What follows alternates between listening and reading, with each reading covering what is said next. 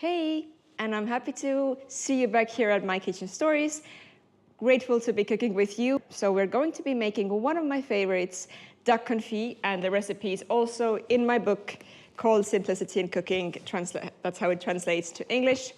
And it's a super simple recipe, but so delicious and so tasty. And we're going to be making the duck confit along with a side with a very, very special guest that will be joining me soon on my couch for a nice chat about wines. So he's one of the best sommeliers in many, many regions across the world. And he's going to be introducing and recommending some good wines that you can have a look at when you're planning for your Christmas Eve or New Year's Eve dinner and lunch or brunch or wherever you might be needing a bottle of good wine or good bubbly. So stay tuned. But first and foremost, before we go into the chat, we need to prep the duck. So for that, we are going to put in all of the goodness to the pot, and we're going to be leaving that pot into the oven for 2.5 hours on 150 degrees Celsius. So we're going to be cooking it slow and low. First and foremost, we need a nice, I think it's called cast iron pot. That's the best thing to cook your duck confit in. And the recipe is really simple. So basically, you don't have to put in a lot of effort. We just need to put all the stuff in the pot, put it to the oven, and just leave it there for 2.5 hours. We can completely forget about it, prep all the sides at the very last hour, and then we're ready to eat and enjoy the nice soft meat that will be falling off the bone. And we're going to be prepping also a nice wine sauce to accompany it and some very, very crispy potatoes. So stay tuned until the end. I will give you an interesting tip that comes from one of the top chefs in Estonia, how to get the crispiest oven potatoes, and you won't believe what the tip actually is. So hoping to see you at the end of the video. First, put in the legs of the duck. I have 4 here. You can also put 5, you can put 6, however many you need. You can also just stuff the pot fully with as many duck legs as you need, and then later on eat the ones you want, and you can leave the rest and keep them inside the grease. So the grease is one of the best things to store the duck in. So basically, if you would be putting the duck into a nice jar and filling the jar with the grease, that's how they actually stored the duck in the old days and in France. So it's a super simple dish that you can prep in advance, but basically it will stay for a long, long period of time. And once you're ready to eat the duck, you just take a leg outside of the grease, fry it, heat it up, and you're good to go. Ducks are in. We're going to be adding some garlic, 2 big garlic cloves. You can also go for 3 if you're really fond of garlic. I will be going for 3 cloves today, and just crush them. No need to stress too much, no need to chop them up, no need to do anything. So I would say duck confit really is a dish that you don't need to overthink. It's super simple, and the best duck confit that I've ever had was in Bordeaux in France. And I ate it off a paper plastic plate. It was a church's, some kind of a charity or like a fair type of event. And there was an old French man who was selling duck confit. It literally did not cost anything almost. And when I had the first taste of that duck confit, it was heaven on earth. It was so good, it was so indulgent, so delicious. So I went up to the man and asked him, like, what did you actually put in here?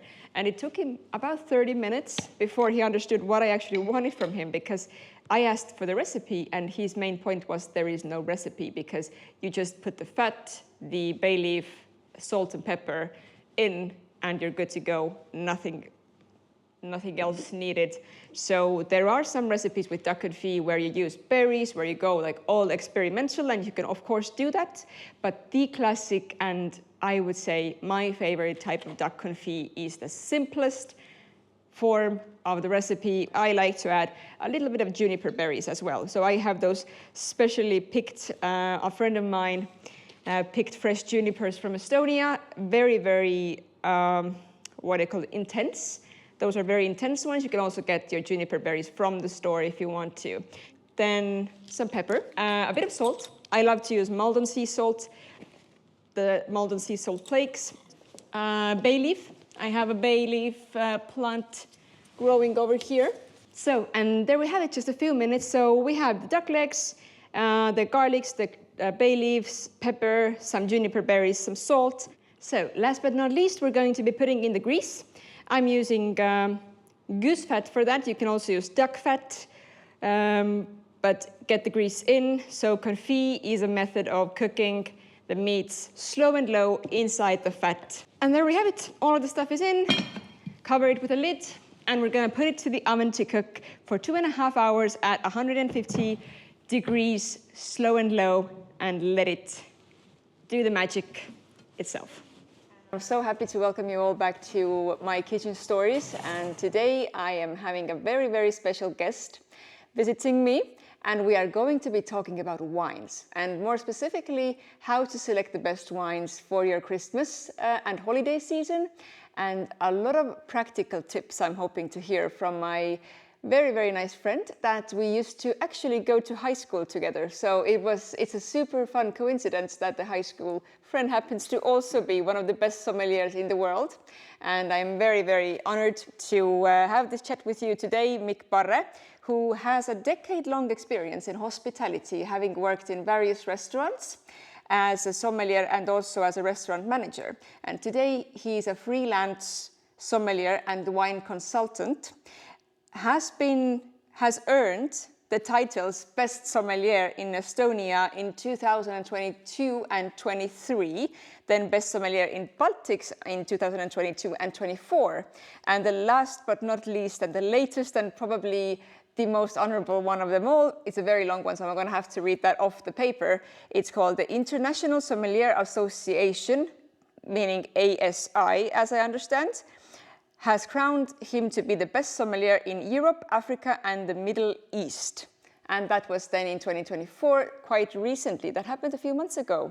1 month ago. 1 month ago, so exactly. Very, very recent, yeah. So I am very happy to have a chat with you. Welcome to the show, Mikk Parre. Thank you very much for having me.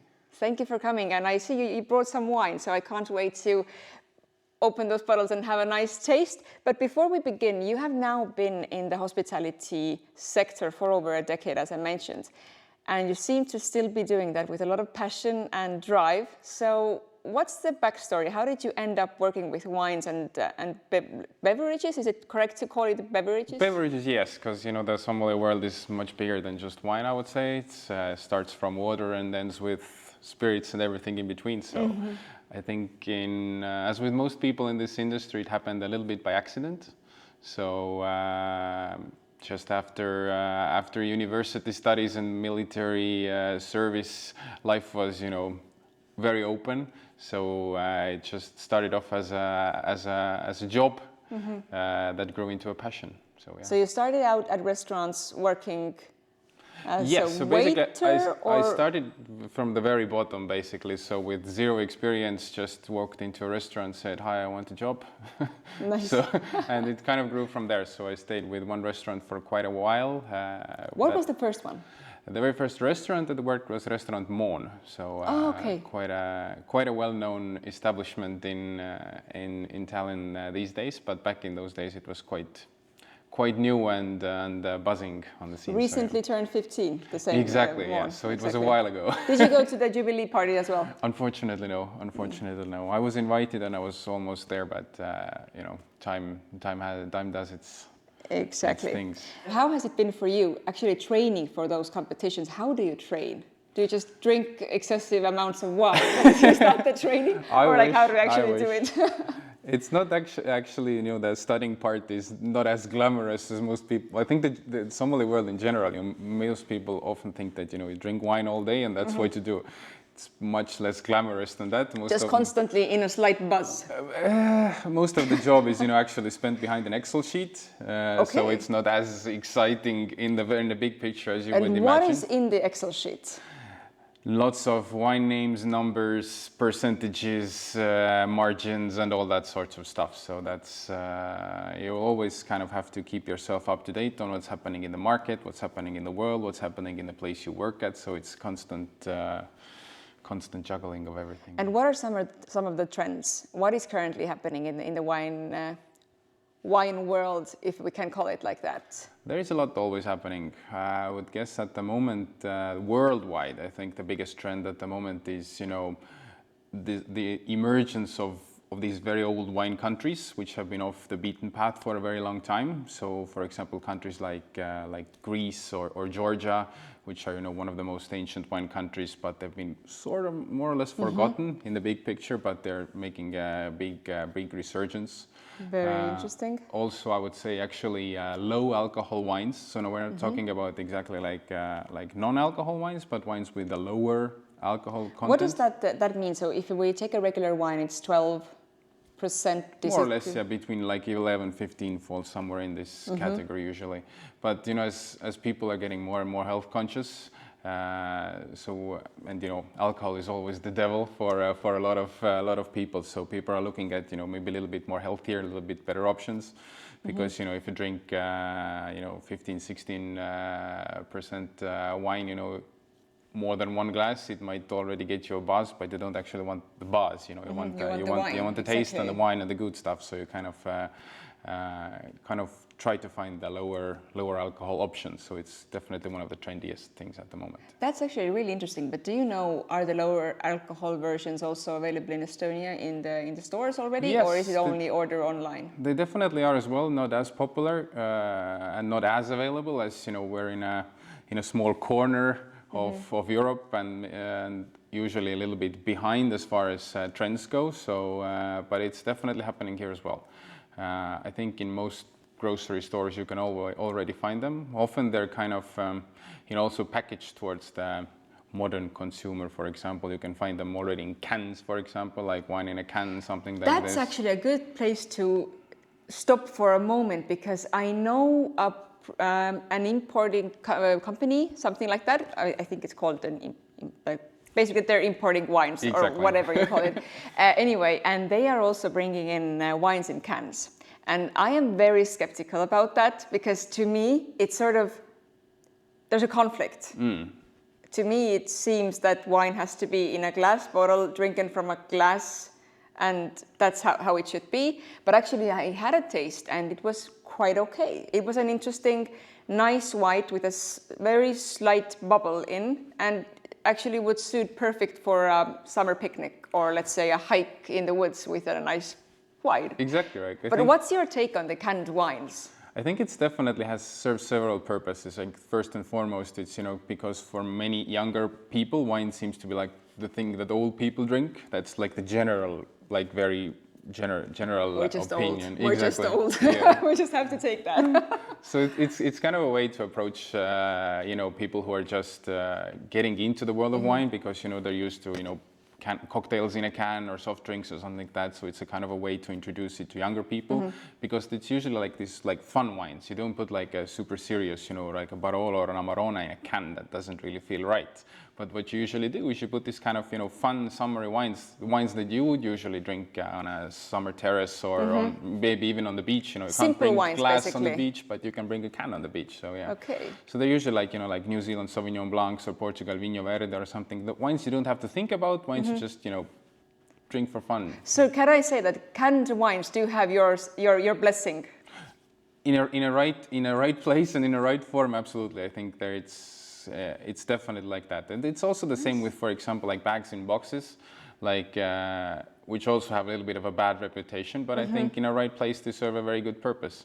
For example, in a grill party in the summer with all your relatives around, nobody has the time to fuss around about opening bottles of wine, or people don't really think about wine. It's just there to accompany everything. So if you have a nice good quality bag in a box, it's more eco-conscious, it's more friendly on the wallet, and if you have a really nice thing inside, so it's perfectly fine. That's very refreshing to hear, actually, and I think it's fair to sum up that just don't overthink it. For sure. Fair to drink a bag in a box type of wine at a grill party, and fair to drink canned wines at a beach getaway. Exactly, yeah. Maybe not bring them to a fine dining restaurant, but that's a different way. So every wine has its own place. Nice. But what are some of the common mistakes people make when selecting wines and when combining wines with food? What are the do's and don'ts? Selecting wine is always very difficult, even for experienced people, because... Is it also difficult for you? Of course. Like, for example, for me, if I go to a local grocery store with quite a wide selection of wines, I don't know most of those wines, because, you know, in the restaurant industry, you usually work with a little bit of a different selection that you find in a grocery store, so those wines are unfamiliar for me. Based on what I see on the label, I can usually get an idea of what's in the bottle, but I don't really know what's in the bottle. So choosing a wine is super difficult in that sense, because, you know, until you open the bottle, you don't really know what's inside. Yep, and that's actually also goes along with already the wines that you know, because each bottle is different. Can be that as well, yeah. So I think, you know, the do, in a sense, is whenever you drink, like if you're interested in wines, if you want to learn more, if you want to know what you're buying, like at least write down a little bit of what you're drinking. Maybe you have a grape variety that you had that, oh, cool, this Chardonnay, I like a Chardonnay. Maybe next time also go for a Chardonnay. Or you drank a Sauvignon Blanc. It's like, no, that was too intense for me. So, you know, make a mental note of that. So, okay, so that wasn't what I was really looking for. So next time I will try to avoid it. And the same kind of goes for regions, which is even like, in the world of wine, regions are actually more important than grape varieties in that sense. So kind of, you know, oh, I drank a wine from Bordeaux, I liked it. So next time, you know, make these kind of mental notes for yourself, because the world, it's a very crazy world, even for, you know, professionals to understand. It's like insanely large. Okay, so basically, first do is to get an overview of the grape type that you like and get an overview of the region that you like, and just try to stick to that. Exactly, just make mental notes for yourself, what you like, what you don't like, and kind of stick to that. How to approach the year of the wine? Is older wine always better wine? Or can we also drink, let's say, 2023-year wine and feel very classy? That reminds me of a TV series called Black Books. I don't know if you're familiar with it, but it's a super cool episode about the older the wine, the gooder it is. That was the quote from there. Okay. But no, I think that's not exactly like that. I think it's very individual. It's based on the type of wine. Like if you're looking for a fresh white, you know, like a crisp summery white, go for the latest vintage possible, you know, like 2023, soon 2024 will be available, so go for the freshest, because you look for freshness, the younger the wine, the fresher it is.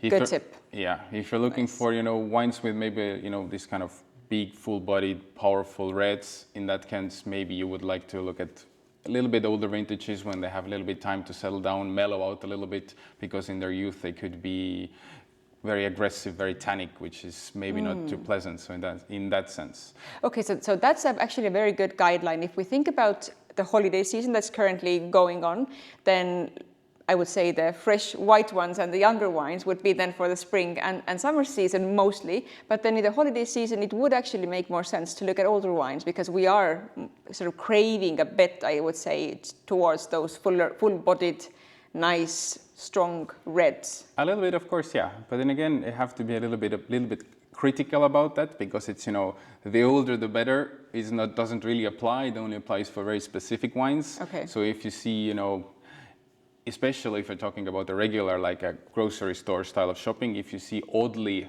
old vintages, like, you know, 15 years or older than that, I would kind of question why it's still there, because, you know, grocery store is kind of built up on fast-moving goods in that sense. So that's kind of the entire business. Smart. So if you see something that's oddly old, I would question that. If you go to a specialist store, it's different, because there are specialists there who know what they're aiming for, and they're maybe specifically chosen there, but it just have to be a little bit of a critical mind about that.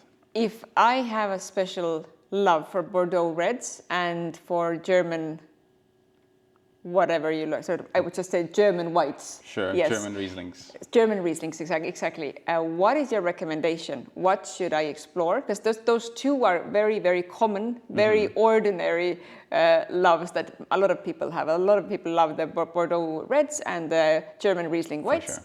So what are similar wines from different regions or different grapes that you could give a try if those are your favorites? Bordeaux is easy in a sense, because there is even like a term called Bordeaux blend, which is like the same kind of 3-4 grape varieties which Bordeaux reds are made of. They're grown all around the world, and they're also made in similar style of blends. So, for example, in regions like Tuscany or California, Even South Africa these days, they make a lot of these similar style blends. So they're usually a little bit different. I think Tuscan wines may be the most similar to that if you're talking about this kind of super Tuscan, which is the general term for this kind of Bordeaux blends from Tuscany. They're the most similar if you're looking for wines, from South Africa or USA. They're a little bit more full-bodied, a little bit more fruitier. You can kind of sense the warmth and the sun there, in that sense. So these would be nice alternatives, I would say. Very interesting regions to look towards. I think Tuscany would be something to keep my eye on. Yeah, and if we're talking about German Rieslings, then, Austria, a neighboring country to them, they also make top quality Rieslings. You always have to take into account, of course, when we're talking about Rieslings, because it's a very polarizing grape variety. There's a lot of people who either, they say that I don't drink Riesling. Then usually the answer is to not like dry Rieslings or do not like sweet Rieslings. I will give you the other one, and they will usually like the other one because it's made in very different styles. So it have to keep in mind, like, which style of Riesling are you looking for? If you're looking for this kind of slight sweetness in your Rieslings, then I would probably actually just stick to Germany because it's the most safest place to find these kind of wines. You can again find some alternatives, perhaps in not even in California, but in Washington, in the USA, but not too much. If you're looking for dry Rieslings, then the world is your oyster, because in most of the world they make these kind of a lot of dry Rieslings in Austria, in Australia, even in France, in Alsace. So there's very different styles. Very nice tip. And you brought along 3 bottles that we get to have a taste today, which is super interesting. What did you bring along today? What were your picks? I picked 3 wines today, in a sense, as we are talking about Christmas food, and in particular a nice duck today that we have in order. I actually brought 2 reds, similar but different in a sense that we have one very classic wine that would be usually associated with kind of festive duck dishes, which is an Italian Nebbiolo from Piemonte. Quite a fresh and elegant red, which still has a bit of this kind of bite to it and a little bit of mouth-drying tannins in it. So this would be a very classic option. As an alternative, we've actually brought today a natural wine, which is again one of those, I wouldn't say it's an up-and-coming trend anymore. I think it's already more like an established thing that we have these kind of low-intervention wines without filtering, and where you let nature run its course, and a little bit more. So just a little bit more interesting option that maybe has some a little bit more earthy and complex notes there. It's definitely a very polarizing option, I would say, but again, we can be the judge, because it can be a little bit of out-of-the-box fun option, perhaps, to those adventurous of you. Nice. And of course, if we're talking about the festive season, then how can we get around the bubbly? Exactly. So today we have a beautiful traditional method sparkling wine from South Africa, a rosé one. So thinking about the duck as well. So it should be very nice, light, but at the same time quite complex rosé that could do wonders. So you would recommend also to try that rosé sparkling wine along with the duck? Absolutely, because that's like, it's a drink that you can have on its own, just as a festive drink, at your Christmas table or at a New Year's party, because it's also quite a budget wine in that sense, but offers a lot of value for money, and at the same time, I think it has the characteristics to complement the duck very nicely as well. But how's the bubble with, let's say, for example, that particular sparkling wine or the ones that you mentioned compared to champagne? Because champagne has a very sort of, and I might be wrong here, so you get to correct me, a very, I would say, small and very nice and easy bubble, whereas a Prosecco has quite a strong bubble. For me, very hits you in the face. Yeah, it comes down to the way they're made, so like the production method. So whether you do the second fermentation or the process where the bubbles actually appear in a wine, whether you do that in that same bottle where you serve it as, or whether you do this in kind of big tanks in a very fast way. So that's kind of, if you take time, you do things slowly in like a craft way, you get this kind of delicate, smooth bubbles, as you just explained. As you do with Cremant and Champagne. As you do with Cremant and Champagne, or the South African ones. If you go with Prosecco, it's done usually like in a quick way, so it has a little bit bigger bubbles. So. Okay, and hence the price as well. So to get smaller bubbles, you need more time. That's true, because you can make a good prosecco in 30 to 60 days. Even the cheapest and the champagne available takes at least 1.5 years minimum to do. So it's kind of that's where the price difference comes into play as well. Very interesting to hear. And my favorite question: how do the bubbles at the end of the day get into the champagne? So what's the chemistry behind? It's actually quite simple. It's just the basic fermentation. I'm not going to go into any formulas or something like this. I think that's not as fun as it would be. Lessons. But basically, you make how you do sparkling wine is you make wine twice. Basically, you do 2 fermentations. So first of all, you have the grape juice. You let it ferment. You have a regular still wine, and then you put it in a closed container. Whether it's the same champagne bottle in the way of in the champagne method or traditional method, or you put them in large pressurized tanks, as in the case of prosecco, you add a bit of sugar, yeast, and some other good stuff there, and the second fermentation occurs. But this time it's in a closed area, so the CO2 that naturally comes from fermentation has nowhere to go. So it's kind of integrated into the beverage itself in a very short and concise way. Because when I'm thinking about like a classic, for example, like a Nordic or Estonian, Christmas table.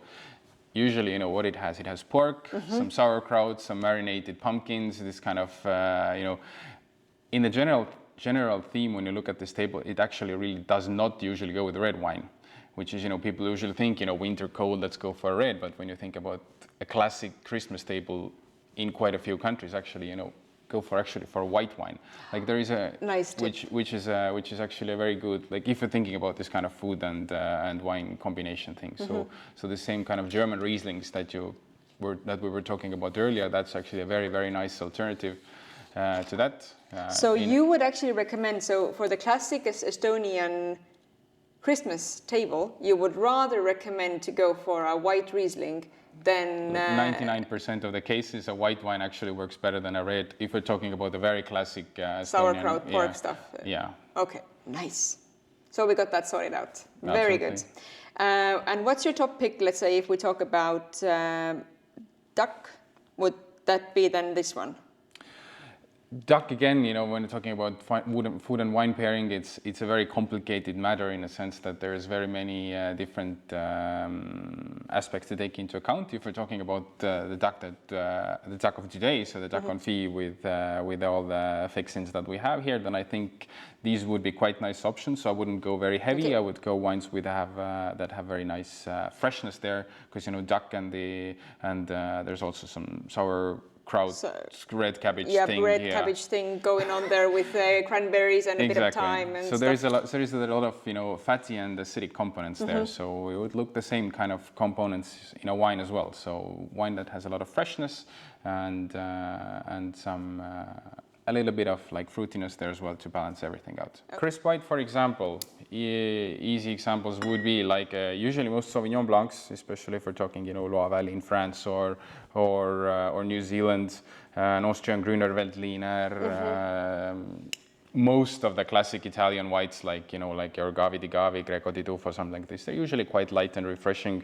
So they also serve as aperitifs for it gets your saliva going when you want your when you're preparing for a meal. Question about serving the wine. So if we talk about temperatures, that's one thing, but oftentimes we hear about that the wine needs to breathe and that you should pour it over to a decanter? Exactly. Decanter is the correct word? Exactly, yeah. Yeah. Is that necessary? Should we do it? And how long do we have to let the wine breathe?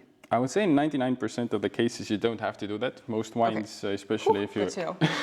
most wines, if you just, for example, if you take them off the grocery stores or if they're not like very high-end wines in that sense, most of those wines are more or less ready to drink. It's sometimes even, a little bit more interesting to see the wines develop in the glass as time goes on. They get a little bit more air. And that's why we should be doing that? Exactly. That's the only reason why you actually do that, because wine wants to have contact with air. That's when all the flavor and aroma particles evaporate, and then you can actually sense them. So that's why we do the swirl. Okay, so we do the swirl, and then is it then reasonable to do the swirl, let it set, or do the swirl and drink it directly? There are no rules. There are no rules. Go crazy, do what you want. Okay. I will go crazy. So you teach me. Doing the swirl. Exactly. That's correct. That's correct. And then smelling. Then you can smell, see if it's pleasant. I like it.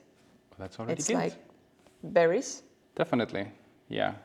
There's quite a bit of both, I would say, like red and blue, these kind of forest berries there. Exactly. Like lingonberries and cranberries and a bit of currants. Blackberries, black currants. Something You can see quite a lot of this kind of currants, but at the same time it has a quite an interesting like perfumey undertone to it.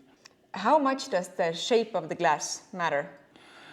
Actually, surprisingly a lot. If you very easy test that you can actually do at home if you have this kind of regular paper, like a paper cup or coffee mug, and you actually have a proper wine glass, put the same beverage in that, your coffee mug or paper cup and wine glass, smell and taste are completely different. Everyone can do that at home. Okay. It's the very same beverage from a different container is completely different. But what is the perfect, let's say, red wine glass type?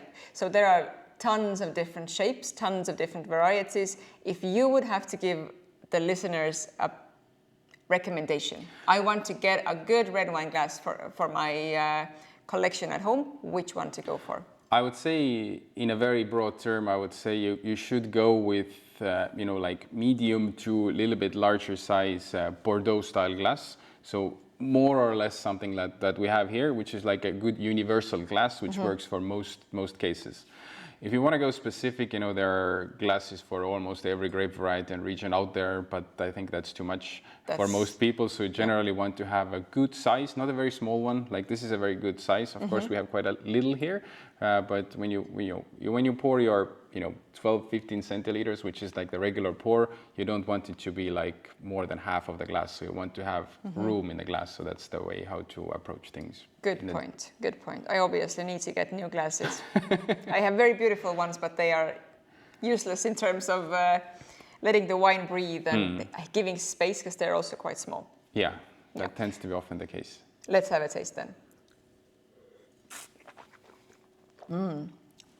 Has a very nice, dry, what do you call it? You know the phrases. Help me out here. It has this tannic, like mouth-drying character. The same exactly, mouth-drying character. Yeah, exactly. It's like the same way as in Estonia you have these black chokeberries, aronia. Yeah. Like when you eat one raw, it like completely dries your mouth.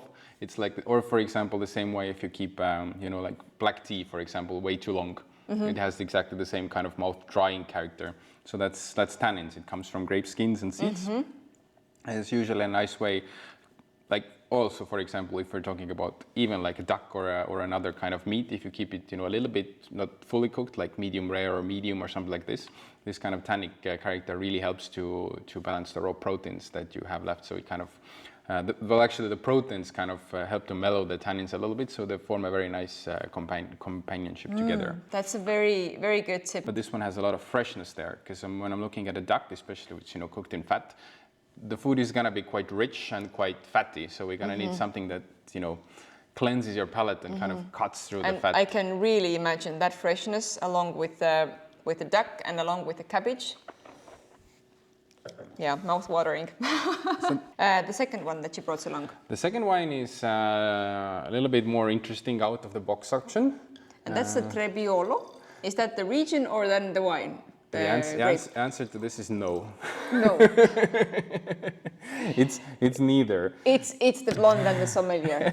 No, wines like this are very tricky, especially when we're talking about like natural wines or these kind of wines which don't adhere to most classical ways of winemaking. So in this sense, it's just the name of the wine. So yeah, this is a wine that has been made with low intervention, meaning that nature has allowed to run its course as much as possible. What does that mean in human language? in human language, that means that in the case of for example, if you take any product of food, packaged food that you see in a grocery store, it has like a list of ingredients, like short or long, doesn't matter, but it always has a list of ingredients. Yep. Wine is the only exception in food, because wine is food according to at least the European law. It doesn't have to list the ingredients, but in as far as normal wine goes, there are, I'm not gonna say the exact number, but it's in the ballpark of 70 different additives that you can add to a wine. Oh, wow. Ranging from just, coloring agents to balancing acidity, sugar, adding, flavoring ingredients more or less. But there are a lot of different additives that you can add to a wine. So natural or low intervention wines means that it's taken to a minimum, this kind of additives to the wine. And also, it's not winemaker trying to get a specific wine, like often is the case. Winemaker has an idea, I want to get this wine regardless of what he has in the field. He will get that wine with the help of, oak barrels or commercial yeasts that give you a specific flavor ingredient. So this is like the nature's expression of, you kind of let nature run its course. You take a step back. They're a little bit tricky in a sense that they can be often very polarizing. They can be very, I hate to use the term, but funky is a good term to use in this case. Funky sounds fun. Yeah. Funky wines. Yeah. We're in for funky wines. Exactly. They can be often too funky. If you're used to, for example, the wine that we had previously, and then you get something that's like, this kind of classic terms that you say, like this, like sweaty horse saddle and this kind of vinegar and this kind of stuff. People find that quite off-putting occasionally, but you have to have them in the right amounts and in short dosage. It can make wines quite interesting. So it's just, people usually love them or hate them with natural wines. So it's kind of like with coriander. People either love it or hate it. Exactly, yeah. Let's see whether that's coriander, whether I love it.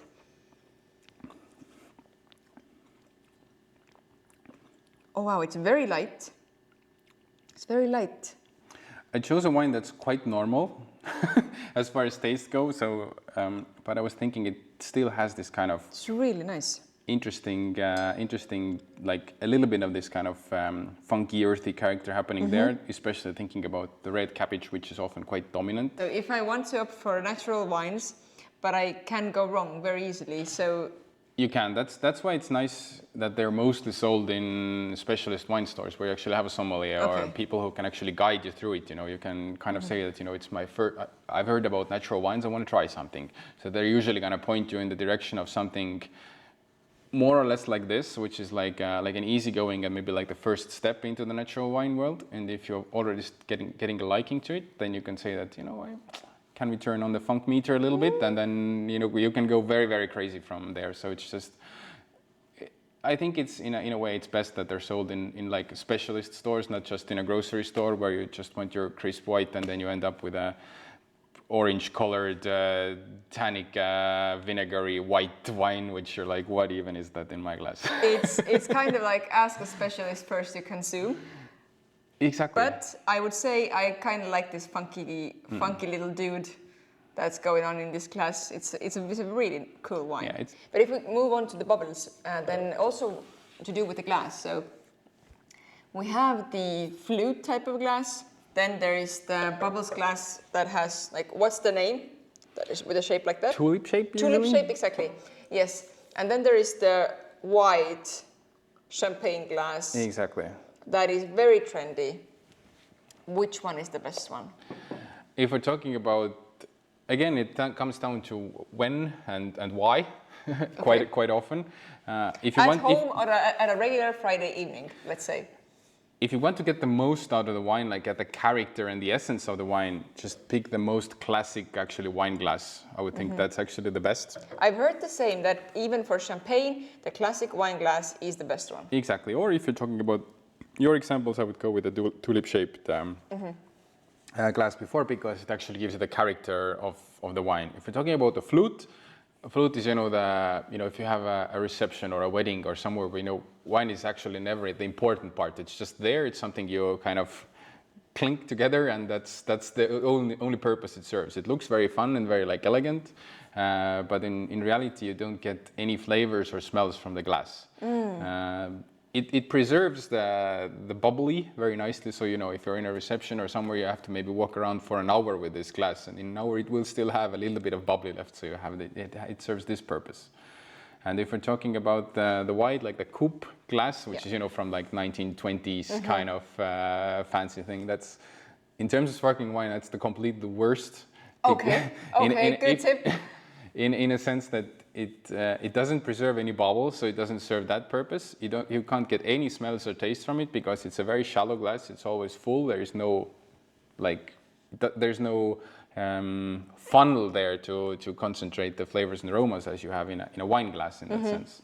But it's again, reserve that for again this kind of fun events. Have your 20 style party, or maybe there's people like to do these cascades, where they pour champagne at the top. It looks super elegant in a like a fancy event. Yeah, or just serve them for your gin sours. Exactly, That's something also like a that. good option. But basically, really, really good tips. Thank you, because what I'm taking away from here is that the flute type of glasses, well, we shouldn't probably have them at home then. In that case, would rather opt for get just a good selection of a wine glass and just drink it bubbly from there, or then get the tulip-shaped glasses. Exactly. It also saves you on money. You just get one good quality, like this conventional wine glass, and it will serve most of you can have most of your wines from there, and you will be happy. Amazing. I will actually do that, because I do really feel that I need to upgrade my wine glass selection at home.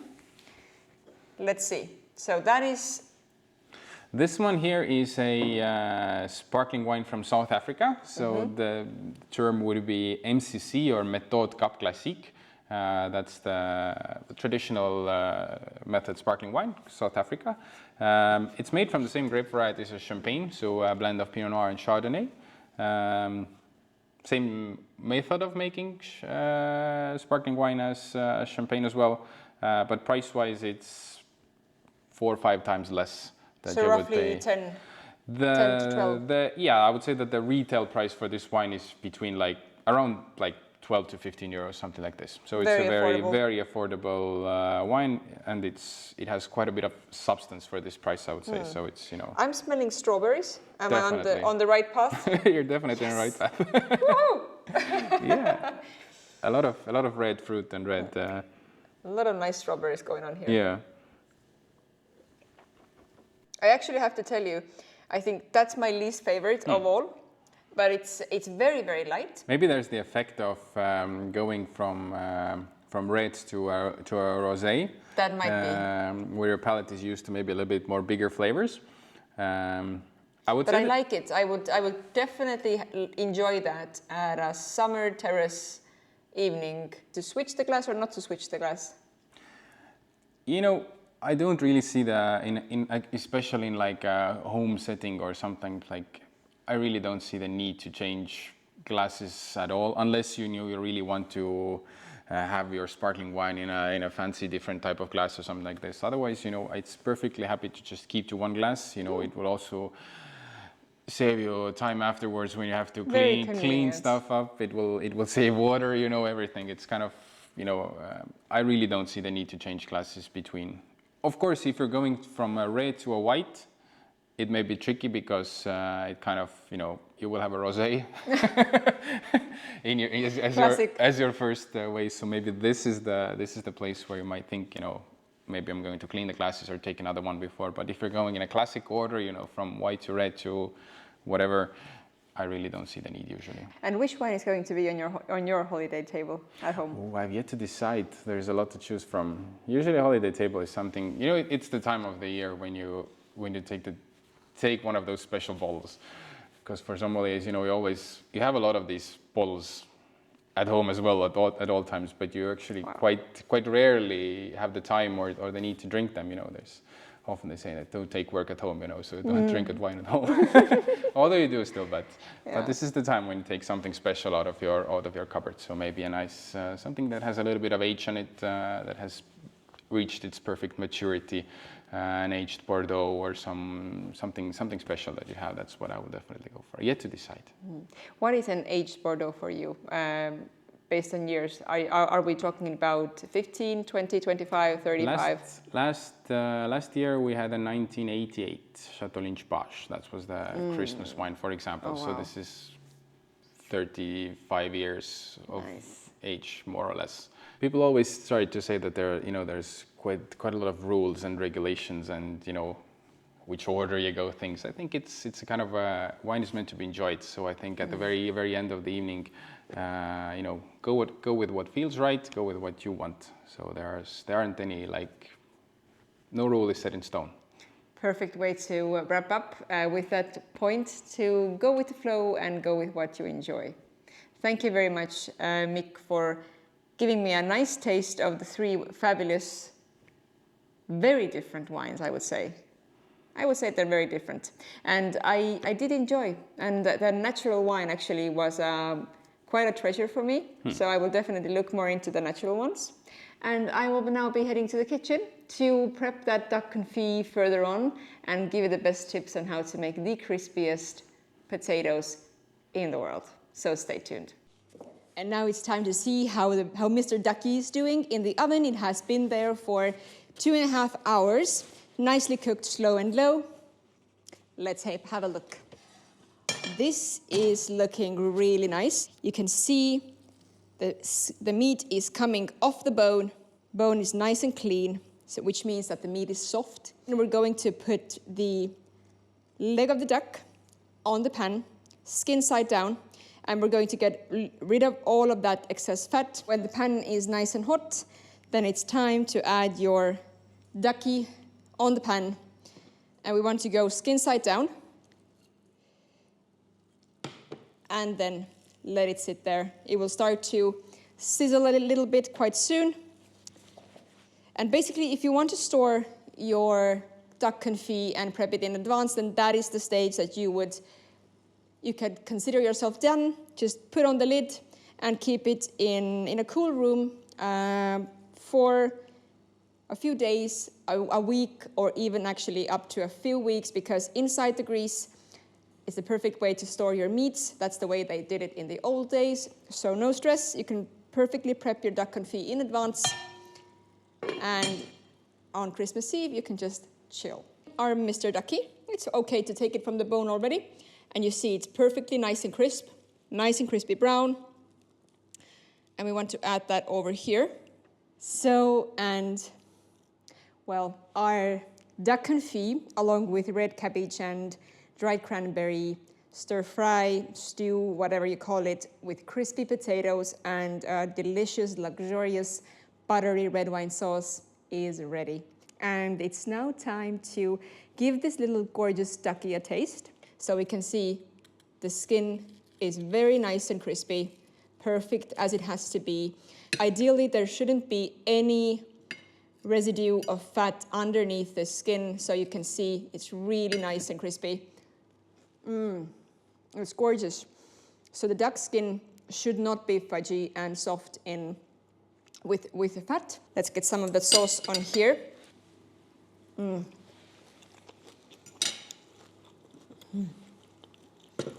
This is worth dying for. So give this little ducky a try. It's definitely worth the wait. It's worth the time and the investment and the effort put in. Cooking it slow and low gives you the perfect crispy skin, soft meat falling off the bone that is accompanied with the sweet and savory and punchy red cabbage, sauerkraut type of thingy that we have here, along with a rich red wine sauce, crispy potatoes, paired with either or of the great wines that Mikk recommended us. Thank you so much for watching. I am wishing you the best of holidays. Spend time with your loved ones. Take some time off. Just relax, enjoy good food, good wine, and let the time pass in gorgeous holiday season. And I'll see you soon in the next video.